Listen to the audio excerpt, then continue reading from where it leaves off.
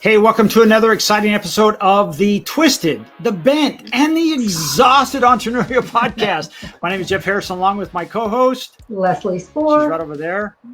It's hard to do this when it's whatever. I see She's you over. there. She's over there. I don't know where you are. I don't even know where I'm Leslie, looking. how you doing today? Yeah, I'm doing fantastic as always. I usually say fair to partly cloudy, but I'm pretty good today. well, we live in the Coachella Valley here in Southern California. It's a desert part of California. I know you may not realize it exists. Not everything is a beach in California. If you're not from California, we live in the desert, and I think we've beaten the heat, Leslie. I was out this morning. It's gorgeous. It is, and we had a really mild summer. We only had a couple of days over 115. I think you're right. It wasn't bad. My friend from Florida, she works in Tampa, and she's one of my licensees actually on software, but I love her to death. She had to come to Scottsdale in Arizona for a conference, and we're on the same latitude, I guess. We have the same weather anyway, and we were in a meeting, and she said, Leslie wins. That's hell where she lives. Because she thought Tampa was hot, but no. This is hot. Yeah, it can get crazy hot, but you're right. I mean, I've spoken to a lot of people, that said this was one of the mildest summers we've had, and I'm grateful. As you know, I just finished getting my solar installed, and now I'm trying to read the apps. I'm like, I think it's producing more than I'm using, so that's good. And I was always concerned, like, okay, I missed the summer. Like, it really got installed the latter part, really the last day of August. And, but it was cool because I got an update from my power company being gone the month. Like last year, when I was gone for a month, my electric bill is still almost $600. I wasn't even here, right? This year it says zero. I was excited. Yeah. I'm like, yes, it paid to leave the house. So I was excited. We'll see what happens when, now we're here and whatnot. But anyway, so yeah, we're blessed. So Leslie, what are we going to talk about today? Well, in the last episode, we touched briefly on the content accelerator, and we touched on it off and on over our episodes, but I don't think we've really talked in depth about what it is. And because I'm now using it, by the way, for those of you who don't know, Jeff Swing Point Media is the designer and builder and manager of the content accelerator, and so I have now hired him to do that for both my businesses, and so I thought it would be helpful for people who don't know how to market their business to understand that, not that they don't know necessarily, but are overwhelmed a bit by it, because social media has become such that it's almost a landmine out there trying to figure out how to get your content noticed. There's so much content online, and how to get noticed, how to build your brand, and all of that sort of stuff. So the content accelerator is an excellent tool for doing that. And maybe we should talk a little bit about what makes it special, and also the difference between marketing and networking, because we did spend quite a bit of time last time talking about networking. So let's talk about marketing this time. And I know the difference. Do you want to explain the difference between marketing and networking? Well, yeah, I will. First of all, thanks, Leslie. I think I want to, before I answer that question, I want to answer a different question first. And one of those things is, where do I start? And I'm going to say, if you're a do-it-yourselfer, like, hey, you run a business and you're thinking, hey, I've got to do something to get my business off the ground, and maybe I can't afford to hire a company like Swing Point Media. I'm going to recommend you pick one platform and get really good at it. And the reason I say that is like, if you know where your customers are hanging out, let's say, for instance, your customers are 50 to 65 and above. Well, then Facebook is your platform. Like, you shouldn't even deviate. Like, okay, then what I need to do is I need to be on Facebook, and I do that. One platform you can handle, and try to ignore people like me out there that says you need to be an omni-channel. In other words, you need to be everywhere. That's really good if you have automation or you're hired an agency like myself. But if you're doing it on your own, I'm going to recommend you pick one platform where your ideal customer hangs out, and you get laser sharp about that. You get really good. And we talked about this last session. We said, when you're a specialist, your edges are really sharp. You're really good about that. And what you can do then is you say, okay, I'm posting, but now I have time to look at the posts. Are they working? Are they not working? Are my competitors out there? Are they doing better? And you can adjust that. The difference between marketing and networking, I think there's some similarities. The difference is marketing is like, hey, I'm planting trees that will give me shade in the future for a very long time. If you're networking, and I used to say, and I'd like to say advertising, if I'm advertising, I need sales today. You're hiring somebody who said, I'm going to go out and I'm going to rustle up sales today. Different scenario. And this is sometimes misunderstood, Leslie. They'll say, well, we want to hire you. And I said, well, what are your objectives? Well, I really need business right now. Probably not the company you want to come with. Now, can I do advertising? Yes. Is that what I like to do? Not necessarily, because we build for the long term. We do what we call organic marketing, meaning we find out who your ideal customers are, what their pain points are, what questions they need to be answered before they make a buying decision. And we create that content, and then we put it on the internet so that when somebody says, whether it's a Google search or it's an AI chatbot search or it's a Gemini, and they say, why is my air conditioning blowing warm air? That your answers pop up. And when that happens, Leslie, it creates this authority. Like, oh, well, they knew that answer. What about this next answer? How often should I change my filter on my air conditioner? Oh, well, how often should I have my air conditioner serviced? And if you have all that content out there, all of a sudden you are the authority. You are the expert in your market. But the cool thing about this, unlike advertising works as long as you're feeding it money. The moment you turn it off, it's like turning a faucet on in your sink. When you turn the water off, water stops coming out. Unlike marketing in organic, when I write a piece of content or we make an article for a client or video and we put it out there about, why is air conditioning blowing warm air? These are long term. They'll be out there producing results for a very long time. Like we have one, my former dear friend, Amy Anderson, and we used to do golf together. There is still a video we made out there when we were both in the golf industry. And now it's been, long time, 14 years. And we did a review on a golf club. It is still getting views today, even though that golf club no longer is sold on the marketplace. It has like 375,000 views. Wow. We've never spent a dime on that, right? So the thing about it is organic marketing is like saying, hey, I have this field out here and it's not very comfortable standing because the sun is beating down on me. And we plant these trees, and next thing you know, you're in a forest, you have beautiful shade, you have protection, and people want to come to you because you are the authority. So marketing is I'm thinking long term. we used to call it brand building. It is brand building, but we don't do it by just saying, I'm putting my logo out in front of everybody constantly. No.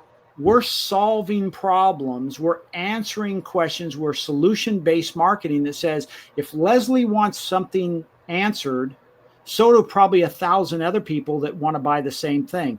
This is and you call it your happy path. I'm going to say it's your customer journey. It's the happy path. Does that make sense? It does.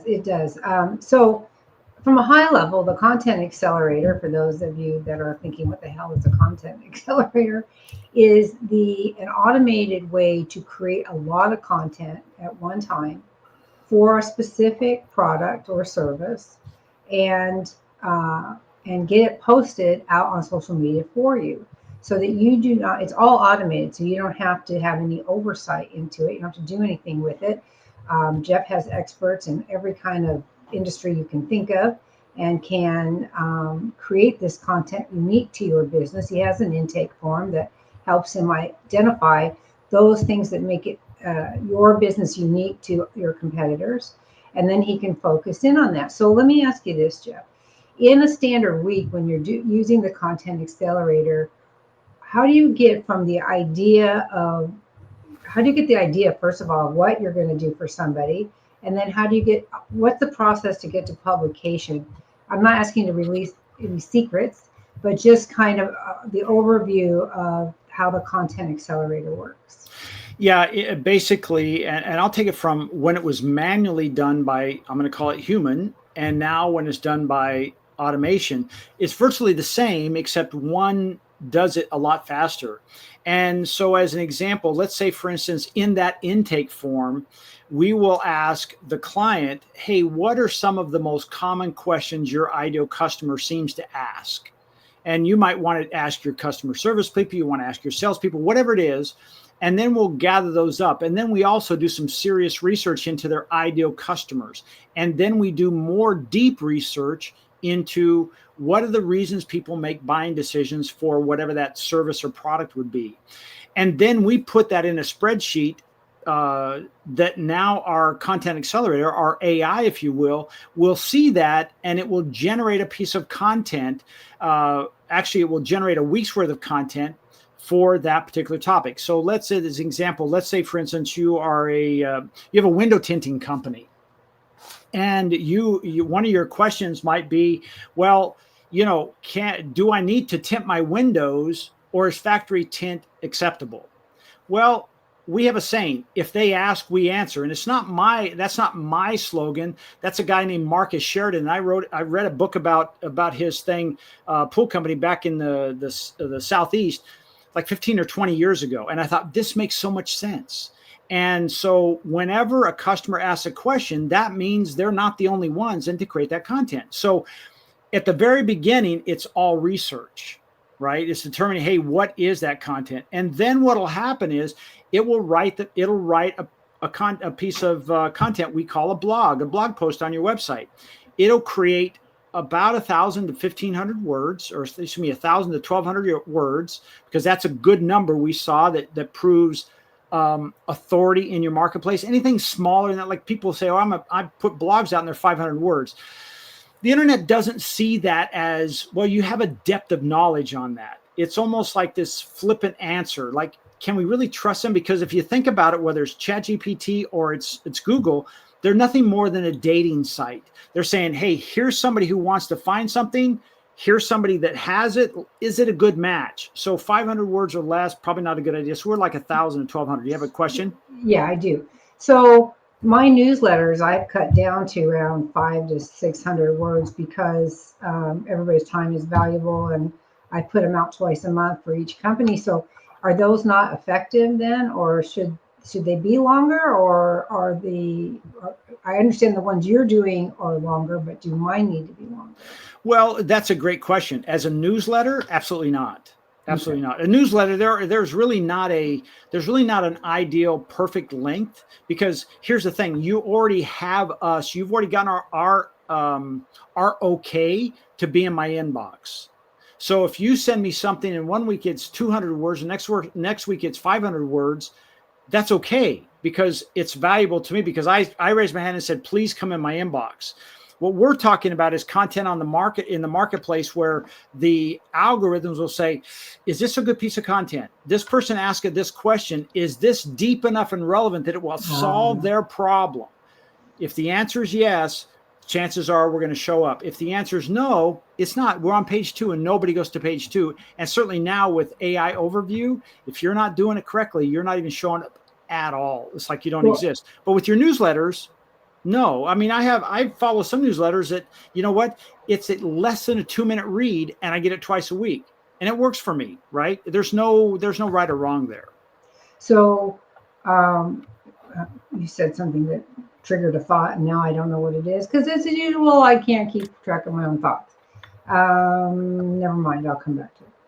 Okay, so the first part of that is research. The next is then, hey, now that we determined we have a topic that your ideal customer who needs a problem solved, who looking for a solution on their journey to make a buying decision, this is one of those questions they need to have answered. So we'll create an article for that. The article will have, through this automation process that we built, it will have an optimized title. It will have all the images that are there. The article is optimized for now not only SEO, but also what we call AEO or GEO. And that's now because, when you give free access to 700 million people across the globe for ChatGPT, all of a sudden it goes way beyond just being, hey, I'm going to ask a question. It's a search engine now. So we had to make sure that that's in there. And we've done that. We did that at the first year we started making that change because we saw it coming down the pike. Now what happens is it has everything all put together. It does all the SEO, all the GEO, it writes the keywords. It does the meta tags, all the stuff that needs to happen, right? Yes. Time out. You're getting way too down in the weeds. Well, I just want to let you know, it's a complete article. Yeah, I know, but you're getting way in the weeds.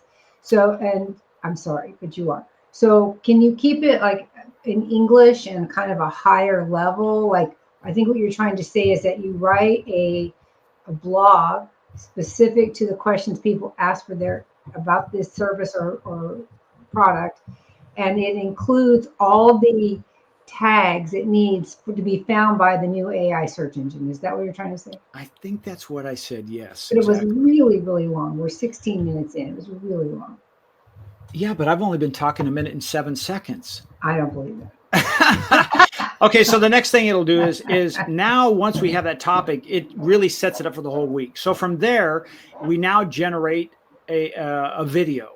And again, we do all the optimization for the video, but that video now is ready to go out on whatever platforms, YouTube, LinkedIn, Facebook, Instagram, whatever. It's on those. And TikTok? we do 4 platforms. Now, as of the recording of this, we are starting to now use TikTok. Up until this time, we did not use TikTok because we felt we were potentially putting our clients at risk because it had not been determined, hey, is it a safe haven for our client? And we did not want to be part of that. So we did not participate in it. We are now with some things that are going on with the governments, and it looks like TikTok is going to be a U.S. entity at some point. We said, okay, we'll open that door up, but we didn't want to be held liable for that. But we basically say, hey, there's 4 platforms that you can have social media content put on. One of them is YouTube, or excuse me, the YouTube video. But then there's 4 platforms, and that's where your social media content is created. So now the idea is generated. It creates an article. We create a video, and then we create the supporting social media content for the entire week on 4 different platforms. So that's 20 posts a week. That's all generated. And then for those people who say, I have a database that I want to send an email out to, it also creates an email to generate people back to reading the blog. So that's all done every Monday morning at 9 o'clock. And are you doing that with my lists on for the newsletters? Yeah. Oh, I didn't see that. I haven't seen a copy of that. Yeah. What was I going to ask you? You were talking about the videos. Oh, what if your social media is like mine, where it's all connected? If I post on Facebook, it automatically posts on Instagram and TikTok and all those things. Mine is already all connected. If I post on Instagram, it'll come and post on Facebook. It's just all back and forth. So what do you do about that? Yeah, if I can, let me just roll this back a little bit. Back in February of 23, everything we were doing was done only by humans, writers, editors, videographers, whatever. Everything was only done by our human staff.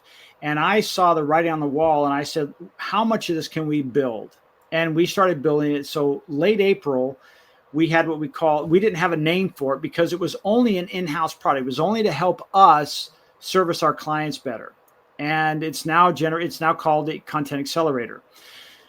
But it's not one of those things you set it and forget it. Each one of these steps now, some of our staff, we upskilled them and said, hey, now your job is to make sure whatever it created is correct. As an example, Melissa will check everything. She's our project manager. But within each framework now, whether it's a video, we have somebody checking the video. The videographer will go in there and make sure it's right because there's an expert on that. So we call it human artificial intelligence optimization. So each one of these steps, we don't want to get in a situation where the attorney gets in trouble because he puts their paperwork into the court and nobody checked it, and those particular cases never existed. We check everything. So when it goes out, it has been what we call human optimized. Every touch point has been checked to make sure, you know, the links work. There really are those pages on those other websites. It is relevant. It is supportive, whatever it may be. So to summarize on what it is literally building content for a specific company, unique with their unique aspects, and it's 5 posts a week plus a blog post, It's a right? blog post, a video, 5 social media posts, and an email. Wow, that's a lot. That's Yeah. quite a bit. Yeah. So how do you then maintain a client's unique voice or brand identity when you're producing this? I mean, the scale of it is quite large. So how do you maintain that? Well, probably one of the easiest ways to do that is if that client has past content that they've created, because that's the biggest thing. You know, some people say, you know, it doesn't Sure. sound like me. And I'm like, well, do you have content that sounds like you? Well, no, I've never written an article. I've never done a video. Well, then it's going to be a little bit challenging. But what we'll do Now is, it sounds like you. Good. yeah. So what we can do is we will gather content and we put that in what's called their knowledge base and said we wanted to act as Leslie Spohr and use her terminology and use this as reference points, like your videos. And like this video is an example. It could be a reference point, your Right. articles, your newsletters, things like that. And it's really cool, but it's also a little creepy is when we create a piece of content and then the client will look at it and said, holy crap, this sounds just like me. And that's the goal. We want it to sound like them, right? Well, art's like that. Art does actually. He's got an avatar, right? So He does. he's got an avatar. This is a guy that Jeff and I both know. He's in our BNI group, and he has an avatar, and he does weekly. Is it weekly video live with you, We do or video every week. Yep. we do a live video, but you also take and create content like it's a live video, but it's AI, right? Yeah, Is that right? it's allowed us now to say, you know, once a week is great, but it's one of those things where sometimes in his business, because again, he's in the mortgage business, it changes daily.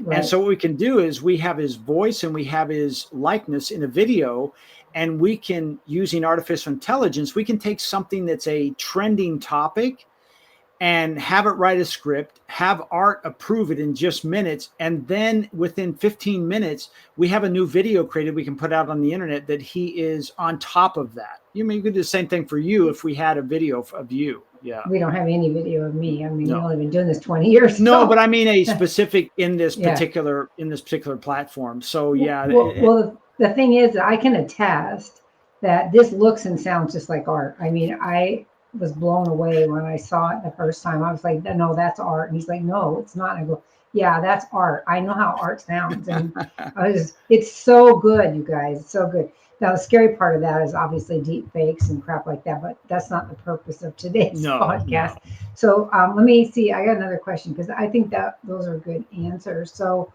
now, as part of the whole content accelerator, do you monitor the metrics and the key performance indicators? In other words, can you see the trends of how many people look at it, you know, how much engagement we're getting, all that kind of stuff? Yeah, absolutely. Here's a cool, and this is kind of an inside trading kind of thing. So a secret. So you might want to write this down if you're listening to this is if we think of the internet, it's like the superhighway. And if you're having trouble growing your business, it's not because of traffic. There's plenty of traffic. It's something to get them off of that freeway onto your side street, your content, if you will. But once they get there, guess what? You own that freeway. And so what do you put on a freeway? Well, if you're driving down a freeway, what do you normally see? You see billboards, right? You see offers. Well, if somebody, as an example, let's say, for instance, a former client, Anthem Air Conditioning, if somebody was having trouble with their air conditioner, right? Like, why is my air conditioning blowing warm air? Or how often let's use this, how often should I have my air conditioning serviced? And they come to that article and they're reading, guess what would be a cool offer to have on that page? Maintenance. A maintenance opportunity. Yeah. Save $29 by signing up for this. Like, oh, doesn't that complete the story? Absolutely. And here's the cool thing. I didn't have to ask Google. I didn't have to ask Facebook. I didn't have to ask YouTube. That's my traffic, my place. So what we do is we look at every article and say, hey, what articles are getting the most traffic? Like as an example, one of our customers, Lux Electric Car, in the early days when we built content for them, there was one article, Leslie, that got 1,700 unique views a month. Now let's put this in Wow. perspective. It's a local business. An average local business does between 300 and 400 website views a month.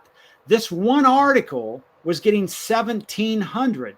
Well, guess where we put a lot of advertising, if you will, Yeah, on exactly. that page. And then we could just complete, it just kind of completed the circle. The dots were lined up. So yes, we do look at that. And we use things like Google Analytics, Google Search Console, that type of thing. And of course we look at, video reviews, time on page, that kind of stuff. Sure. We gather all that information. So when somebody signs up to get the content accelerator and they say, okay, yeah, I'm going to invest, I'm going to allocate some of my marketing budget to the content accelerator because you can do a higher volume and faster than I can do it personally, which is why I'm using it, right? And better, Um, quite frankly, and and better. better, yeah. And well, I'm going It's to take, true. Yeah. okay, yes, he's right. So I hate to admit that. We So got it. You heard it here first, folks. mark it on the calendar because I At said, okay. 26 minutes and 13 seconds in. So, but everything is constantly changing. If you haven't, if you haven't watched our episode 24, that's the one I pitched the most because Mm, that's about how AI has changed social media marketing forever. yeah. And so, if you haven't read that yet, please do. I know Jeff and I talk a lot about AI because we understand it and we work with it a lot. And Jeff stays on the cutting edge of everything all the time. But I'm always surprised by how many people I work with and doing the 5 day challenge or consulting and coaching somebody that really have no idea Mm. even the littlest bit of the capability of AI. So it's important, I think, that you go back and watch episode 24 because everything changed in the world. In fact, you can see it for yourself. If you go on to Google or any browser and search for something, it used to return paid ads at the top, and now it returns an AI intuitive Yeah, response overview. overview. Yep. And so no, there's no paid ads anywhere that I have seen. So that's a big change, right? So thinking of that, and every day things are changing. So with the content accelerator, how do you keep up with the algorithm changes and the AI changes so that those of us who use the content accelerator are still relevant? And also, secondary question is, do I have to pay extra to you when these new things come down the pike? Uh, I'll answer the first one. I'll go backwards. Do you have to pay extra? No. Here's what typically happens. As we're looking at things, we can now keep everything optimized or up to date by something new. And when we do this, it affects 100% of our clients. So it's one of those things. If we drop a rock in the pond, everybody's affected positively. So as an example, just recently, the last probably 45 days, Leslie, we've been building out a distribution platform that we own, we control. Prior to that, we were using a third party, and it just got, I'm going to call it astronomically expensive. It like 5x overnight. And I said, whoa, wait a minute. What do we have to do to build our own? So we built our own, and we're just in the very final stages of testing that out this week to make sure it does what we want. And it does everything the other one could do, but we always test it out to make sure it works. All of our clients will have that. Now, when we had the big price increase, did I come back and say, okay, everybody's price is going up? No, I just said, okay, if that's the case, if that's a game you want to play, let's find out if there's another path. And so that's what I did. But I didn't raise anybody's prices. When something comes out, as an example, let's say, for instance, we were using ChatGPT 3 for the longest time. When 5 came out, that was a better play for us. So we went to 5. Did we charge you more? No, because actually the cost of us, the compute costs actually went down because it was more efficient. But whenever we figure out something is more valuable, that more relevant, like as an example, we first started, keywords were a big deal. Right. And so we did keywords. That was the mindset behind every one of our clients' research part. Then we changed and said, wait a minute, we want to add in a little behavioral science and say, what is the intent? What's the fears and the concerns and worries that people have around this? And let's update that. We saw the quality of our content go up and the engagement go up because it was like, oh, I understand, that makes sense because that's me they're talking about. Right. Well, that makes a big difference. That's affected 100% across the line for all of our clients. Okay. And no, there's no charge. That's just automatically rolled in there. Okay, so you are automatically keeping up with the Joneses on all these changes. I think the Joneses are trying to keep up with us, if you want to be honest about that, without sounding boastful or conceited. I don't know. I do a fair number of one-on-ones with other digital marketing agencies around, I'm going to say around the world. And we talk about this and how much they are or are not using AI. No one has even come close to what we're talking about. I know. I talked to, and I don't say this to pat myself on the back. It's just that I saw that coming. I said, I don't want to be the last guy. I was probably a really early adopter. And when I talked to a guy in Miami who's been doing this for 18 years, and when I talked about AEO and GEO, and he said, I'm not even worried about it. So not going to make a difference. And I'm like, are you sure? 30 days later, all of a sudden it's front page news. We were already dealing with it. We'd been several months into that. It surprised me. That's what I want everybody to understand. And I know that we're friends and we, this is not self-serving, you guys. I know it may sound like it, but Jeff really is amazingly on the forefront of all of this stuff. And I always forget because we talk about this so much that, well, I forget that other people don't know, right? They really don't know. They say, oh, and a lot of them are using, and I've seen headlines that say the same thing. They're using like ChatGPT or Grok or whatever as almost like a browser. They're just searching. Yeah. And if you haven't heard us say this before, hear it now. If you don't build your AI to support you, it's just going to act like a browser. It's going to go scrape the internet and it's going to give you information, and it may or may not be accurate. Yeah. The way to use AI properly, and this is besides automation, besides what Jeff's doing, the way to use AI properly is to build your own knowledge base so that you do load any content you've done before and say, learn my voice, learn this, learn this. And I've learned the very hard way that you have to save whatever it creates for you, because the next time it might not create it the same way. I've learned that the hard. I'm writing a book and I'm using AI to help me with the book. It's my content, it's my voice, it's my words, but the organization of them, I'm having it help me with that because it works really well in that capacity. But I had to teach it my knowledge so that it could organize it the way I would organize it. Otherwise you're getting gobbledygook. You know, it just, and I can see people saying, hey, it's not really that good because I'm getting crap, but it's because you haven't taught it. Yeah. So where Jeff comes in is that he is doing all the research and making sure he stays on the forefront of this stuff. I mean, the episode 24 I was talking about, and I know I harp about this, but it's so important, is we were talking about that like days after the announcements were made. I mean, literally a day or two. Most people hadn't even heard about what was happening, and we were already talking about it. So I strongly encourage you to consider something like the Content Accelerator. If you don't want to use Jeff's, find somebody else who's doing something similar. But I don't know of anybody, honestly, who's doing something similar to what you're doing. They may be creating some content using AI and automation, but they're not creating the volume that you guys are. I mean, this is like a full service package. Yeah, this is one of those things. At the time of this recording, this is the way we have it set up. It's a one-time setup fee for $799, and then it's $799 a month. Now, when we first started, because we used humans, that would take about a week to create that amount of content, and it would take many people on our staff. Our average billing was $2,500 a month. And so what it's done, and I know this is going to make you cringe because you hate for me to do the same thing and then lower my prices, but because Yeah. I can do it at warp speed and high quality.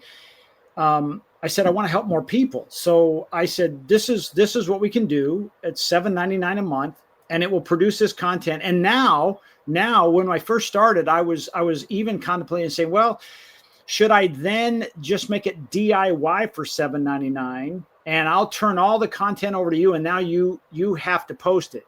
And I'm like, They're nah, not gonna. probably 9.5 out of 10 customers are not going to do that. And then I'm going to Right. come back and they're going to say, well, that didn't work. And I'm like, well, what's all this pile in your office? Well, that's all the content we made for you, but you never distribute it. So I said, that was one of the other pieces. I said, I'm just going to build, besides the price increase, I'm just saying, I'm just going to build this, put it on the end of it, and it's complete. It's from research to distribution. It's all there.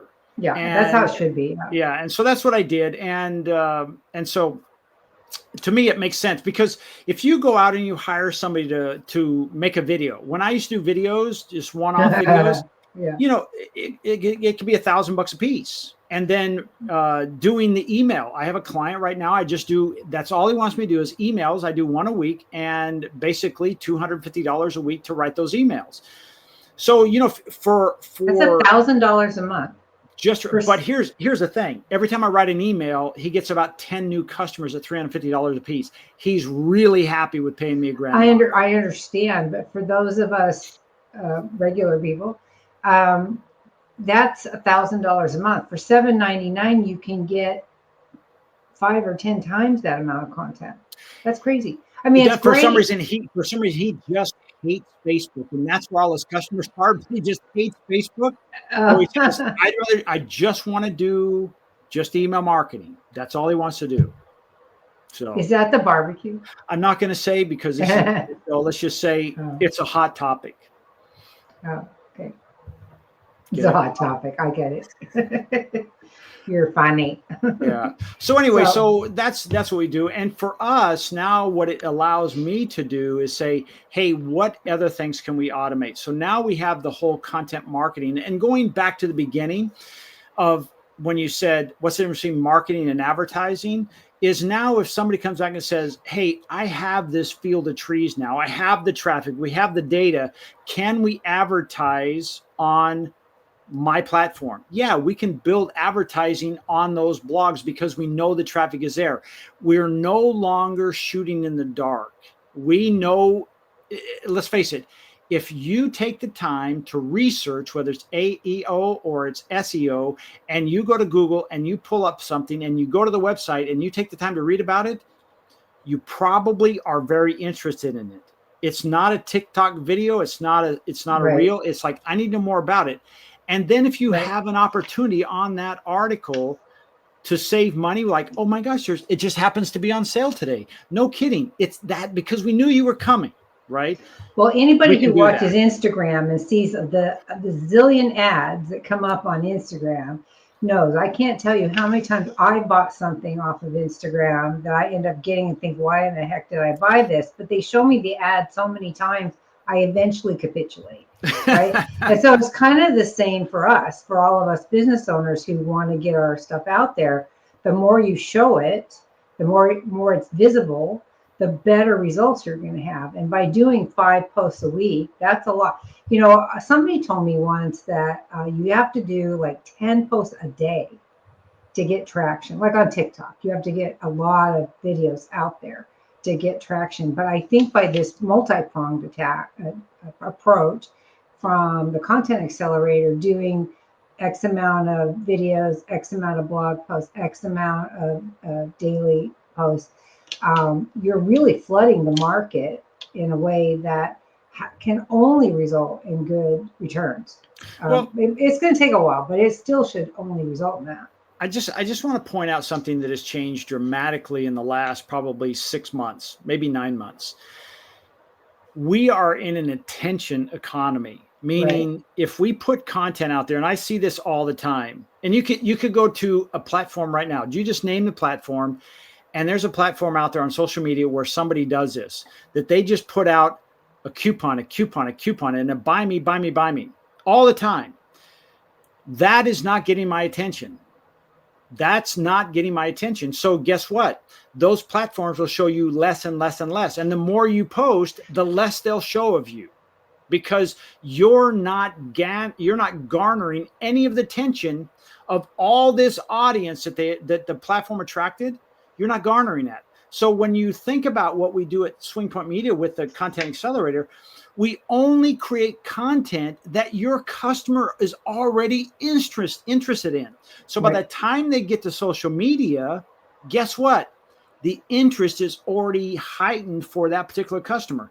So we're in the interest-based economy. So you're going to see more people interact with the content that are truly interested. You're not going to see the complimentary, oh, I liked it and, clicked it up or whatever. No. These are people who are saying, I need that. I need to know the answer to that. So that's the difference of saying, well, you need to post 10 times a day.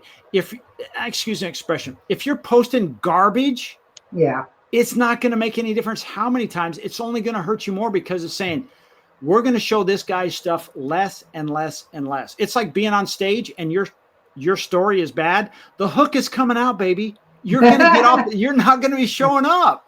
So think about that. Is this really of interest, or am I just beating my chest? No. I think that, it's your marketing background that allows this to have the finesse to it that works well. It's more I think what we're trying to say is it's more effective because it's more focused, right?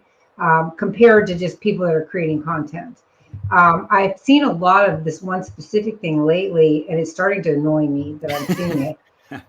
It's various different industries, learning AI, it's taking Tai Chi, it's chair yoga for old people, because, somehow the algorithms know I'm over 65. So I'm getting all this stuff. And it always says, in 1 week, you'll feel it. In 2 weeks, you'll see it. In a month, everybody else is going to know. Every one of these, regardless of the product, are saying that. So that must have been effective at some point as far as a magnet to get people to click. But not for me. It's starting to get very, very, as soon as I see it, I think, the same people are writing this content, because they all say that. I mean, how can you say Tai Chi, chair yoga, maybe those two? Okay. But then when you add in learning AI or learning history and micro learning products, it's like, no.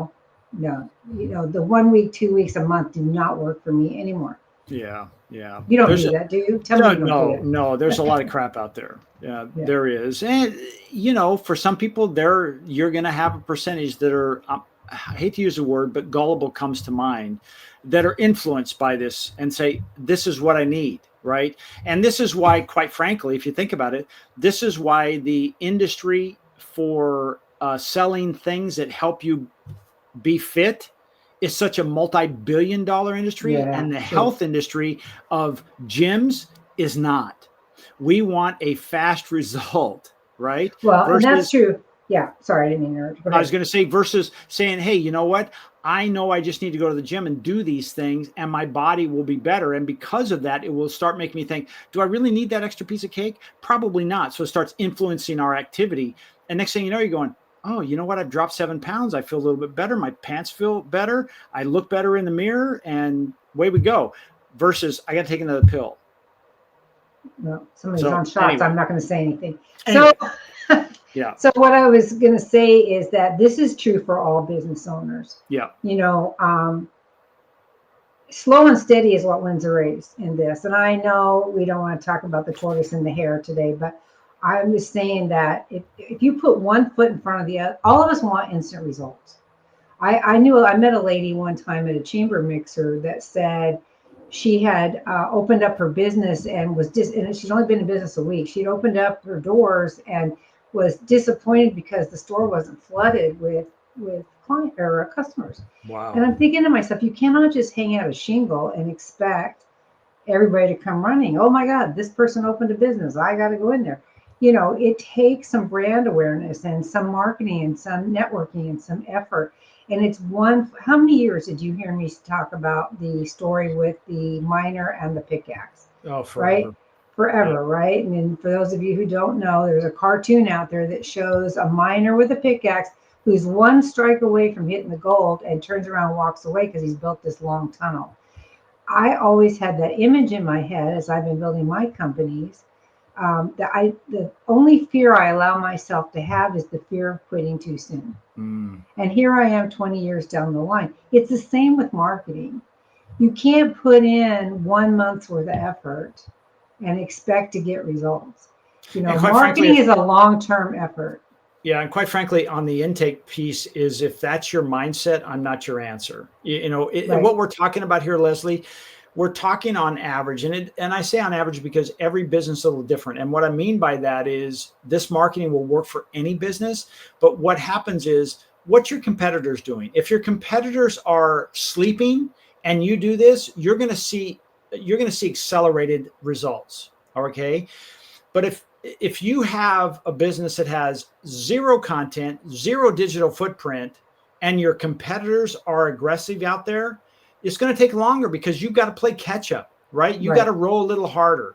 And we did that with a client and we said, hey, you're way behind the 8 ball. So we doubled everything. We said, okay, 2 blog posts a week, 10 social media posts, and we still only did 1 email, but we doubled everything with the double of the video to try to get them to catch up because they had zero input. And it took a while. It took probably 6 months before we started seeing the numbers. And all of a sudden, his website went from, I'm not kidding you, 0 to 1,200 people a month, 4 times the average for a local business. That's going to make a difference. People are seeing them again. Because I always say this, if you go to Google right now and you put in a problem that your service or your product solves, and you don't show up there, you don't exist in the mind of your potential customer. Right. And it takes a long, you have to stay to get front of mind with people. You have to be constantly showing them your stuff. Even when I go to speak for real estate groups, I have to go more than 1 time because I will not be front of mind with them until I build a relationship and they've seen me a bunch of times or I've solved a problem for them. Yep. That finally they do remember me, they call for something, I take care of it, and now they're like sold. Well, you have something that and I'm sorry to interrupt, but now it's my turn to interrupt, but you have something that you shared, I don't know if you've done on air, but you've told me about a group you spoke to and you gave away a little fish. I did, yeah. And people still talk to you about to this day, and it wasn't like last year. How long ago was that? Oh gosh, probably 10 or 15 years. It's been a while. I did a pitch about finding Nemo, right? I'm talking to real estate agents, and every real estate agent is their own small business owner, right? Yeah. They're all independent solopreneurs, every one of them. And so because I believe in this 1 foot in front of the other thing, I used Dory from Finding Elmo as the metaphor and saying you have to put 1 foot in front of you. Just keep swimming. So in order to drive that point home, I bought them these little ceramic fish that were like 1 inch long. They were really chopstick holders. They were like $1 a piece or something. It was really tiny. And I handed those out to remind them. I said, every time you see this on your desk, I want you to think, just keep swimming. And to this day, when I run into one of them, they'll say to me, just keep swimming. So, when you're trying to market to somebody, you have to come up with an approach that sticks with them. If I say finger licking good, you know what I'm talking about, right? That's it. If I say flame broiled, you know what I'm talking about, right? Whopper. So you have to come up with a catchphrase. What is the one at Here They Come, There They Go? Yep. Joe Frazier Pest Control. I heard that last night at CEDAR. Did you? And he wasn't there, but somebody had said it. Yeah. So, and they were talking about Joe, actually. So, you have to come up with a phrase. You have to come up with marketing content that grabs people and that they can remember it. And honest to goodness, you guys, Jeff is the best at doing this because he goes out of his way to find out from you what makes you different. It's not a canned thing. Everything is custom for every single company. And it doesn't matter what kind of business you're in. He's marketing for me on my absentee home care, my fractional estate management. He's marketing for me on my 5-day challenge for concierge business solutions, because that's how I help businesses be better. And he knows the specifics of both programs are customized to what we do, right? So I'm here to tell you that if you find artificial intelligence, automation intimidating, if you're not sure where to start or how to do this, or you're not receiving the kind of return that you expect from your existing social media content, then I recommend you talk to Jeff and find out how this could work for you, because honest to goodness, it is I mean, it's like so cool. I just love it myself. It's cool when it gets going, because it is a lot like that snowball that comes down the hill. Once you get it going, it just picks up steam. Every time you put an article out, it picks up steam. Every time you put a video out, it picks up steam. Every time you put the social media, it's just all of a sudden you're like, and then you cannot stop it. It's like it's out there. So, once you do this, there may be a time where you're saying, do I stop? The answer is no, because the moment you stop, it's like all of a sudden it starts decaying. The moment you stop growing is the day you start dying. So you need to have that consistency out there, because there is a time where if you stop posting, I'll give you a perfect example. One of our clients, we did very, very well with them. They sold their business. Somebody else came in. We separated ways. About 8 months later, they brought me back in. They had decimated all the content. Everything we did, gone. It was like a brand new business starting out. No one knew them. They had no presence online. They had a presence in the Valley because they'd been around for, 12 years. But because they had no digital presence, we had to start fresh. That can happen. You have to build it up. But once you build it up, that article I was talking about earlier, that 1,700, it was doing that month in, month out. 2 years later, month in, month out, 1,700, because it was one of those key pieces of content, Leslie. Well, yeah, and for you guys' benefit, I was paying somebody almost $1,000 a month to market one of my other programs, and got zero return out of it. Zero. I paid that for almost 9 months, and got zero return. And I came to Jeff and I said, we got to do something else. I need you, because this is ridiculous. And just by the way, she did have a pillow on my head when I heard her screaming, we got to do something different. I'm like, give me some air. I'll be okay. Let's try something different. But here's the thing, is that Jeff pointed out to me with some amount of kindness, even though it still hurt me to the core. He tried to be kind. He told me that I don't have a face. And I mean, I know there's people who know me coast to coast, but for what we were marketing, there's a sea of people that have training programs. There's a sea of people that do challenges. There's a sea of consultants in small business, and that's what I love to do. I have executive errands. That's a different thing. That's easy to market. But the other one has a very big pool.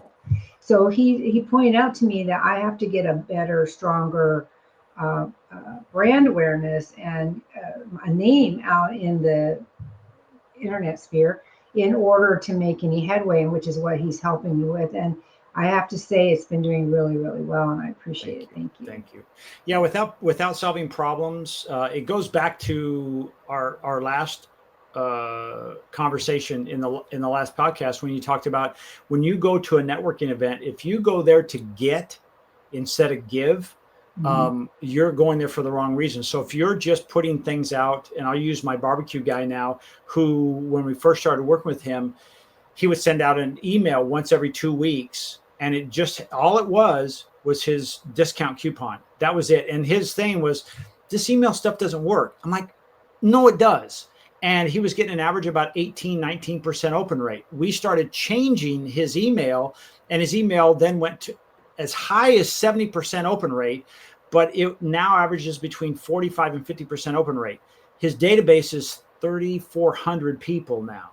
And so he has a tremendous audience every week that he contacts that to say, yep, it's time for me to clean my barbecue. And they sign up. And he made a joke the other day. He says, his wife told him, he says, he had mentioned to her, should I keep doing this thing with Jeff? She says, well, when you don't send an email, the phone doesn't ring.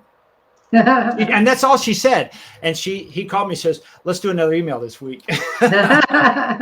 Yeah, it's a consistency thing. And that's true for all of business. Everything you do in business is about consistency. You want your finances to be right, and you want your accountant not to scream and charge you $17 million to do your taxes. Yeah. Be consistent in putting your data into your accounting software. You want to get clients in, you need to be consistent in your marketing and your networking. You know me, I stepped away from face-to-face networking after COVID. It had just gotten to the point where nobody was going out, and then people were doing a lot of things by Zoom, and you can see somebody when you do Zoom, so you feel like you're being effective, but there is nothing like in-person networking, nothing. Yeah. Yeah. And it's the same with this. You know, the marketing works when it's focused, when it's consistent, when you invest in it. You have to do that. You can't get anything for nothing. You just can't, you know. So depending on what you want to do with your business, give it some thought, because if you really want to build a business and not a job, you need to do this for sure. Can I wrap something up here a little bit for just a last thought on this? If you're someone listening to this and you're thinking, okay, what should I do? Should I market my business or should I advertise my business? I was presenting to a group of business owners through a company called SCORE, a senior core of retired executives. And we were talking to business owners, and we were talking about advertising specifically. And I said, let me ask you a question. Do you have a $10 bill in your pocket? He says, sure. I said, would you hand me that $10 bill? And he did. And I handed him back $100. And I said, how long would you play that game? And he's like, what are you talking about? You got my $10. I said, but I gave you 100. And he didn't get it. No, he didn't get it? He didn't get it. And I said, here's the deal with advertising. If you can afford to say, for every dollar I put in, I get more than that back, then you should be advertising for sure and doubling down on that. That's the whole thing. When we do advertising, we'll start out with a small amount.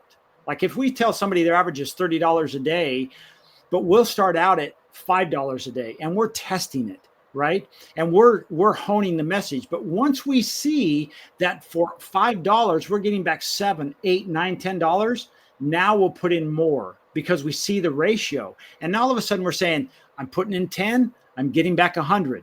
Right. I'll play that game all day long. He didn't get that. If you can afford to do that, fantastic. But I just want to warn you about something.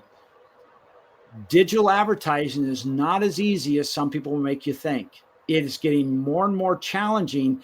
Even with AI, it's getting more challenging. So be very careful. Digital marketing is something you're saying, hey, you know what? I'm creating that content, but I can't afford to do that right now. I need to get the results. Then you really should be focusing on getting advertising dollars in play. You got to be able to budget that. If you've got a business out there and you don't have any advertising set up or a budget for that, you need to reassess that, because that is going to be the heart and the lungs of your business, is that constant flow of people coming in. So I just want to put that out there, like, should I market or should I advertise? There are things there. Hey, all day long, if I put $10 in and get $100, if I got $12 back, I'm still playing that game because I'm making money. Right. And that's what we want. That's what we all want, right? Yeah. So, all right. So I just want to put up, if you don't mind, I'm going to put my website up. If you have questions about that, or this is my website, swingpointmedia.com, the content accelerator. It's right there. There's information in there about that. And if you're interested, let me know. You can go through the process online. It is 100% hands off. Once you get set up, we just take it from there and run with it. So anyway, where's your QR code? You have a QR code. No, I know, but I don't want mine. I want yours. Where's yours for the QR code? Well, I don't have a QR code up there, Leslie. You just threw me under the bus. But this is Leslie's QR code. That's mine for my tiny challenge. Isn't it pretty? Yeah, it's so blue. It's pretty. It's so blue. So what happens when somebody scans that with their phone? It takes them to a landing page asking for them to either register for a tiny challenge or request more information. Go ahead. Is that the same thing here? Yeah, I shouldn't say Okay. tiny challenge. It's really a 5 day to freedom challenge is what it is. Yeah. And that's where I work one-on-one with a business owner to identify hidden opportunities and ways to increase their business growth. And it's so much fun to do. I love Love it. helping people. Yeah. I love hearing about your stories with that because you talk about networking. This is your opportunity. You're kind of networking there, are you not? Yeah. I'm networking, but more importantly, it's so fun when I see somebody when the light goes on in their eyes, and you see somebody say, um, I never thought about it like that before, Mm, or I didn't realize I had all this non-billable time. Non-billable time it just actually sucks the life out of your business, and if we need to automate and change the way we do business, put mm, systems in place so that you don't have non-billable time or reduce it to the bare minimum. So, and a lot of people don't think about it; they don't understand it. It just didn't occur to them. It's again a forest and the trees kind of thing where they just never thought about it. Again, so many people don't know what they don't know, and so yeah. that's why we do this to really help business owners because surprisingly people get stuck pretty quick. I mean, you build that puzzle, you get the edges in there, and then you're stuck in the middle, and you don't know what else to do about it. So Yeah. I'm using all my metaphors today, Well, by I the think way. I think it goes back to that thing, Leslie. Where you are is because of who you've been. To get where you're going, you can no longer be that same person. Right, right. You have to start doing things differently. Whether it's AI, it's systems, it's whatever. It has to be different. You cannot continue. I think they say that that's the definition of insanity is doing the same things over and over again and yet expecting different results. That's right. That That's doesn't right. work. So look at what you're doing. Hey, is what I'm doing producing the same results or better results? If they're producing the same and you want different, you have to look at that and say, my systems need to change. My approach needs to change. That's where Leslie and I can help you out with that. That's right. So thank you guys for your time and attention. And if you would like, subscribe, and share this podcast, we're getting very close to 40 episodes if we're not there already. We love doing this. We love helping you guys, and we want to make a difference for you. So by all means, listen to them all. Where else are you going to get this kind of quality free consulting? Nowhere. You can sign for the 5-day challenge. That'd be even better. So, Yeah, that's right. Leslie, thank you so much. I always enjoy this. I really appreciate everything you bring to the table, which is just gold. So thank you so much. And everybody, thank you so much for being here. Again, my name is Jeff Harrison, along with Leslie Spore. see you next time. Bye.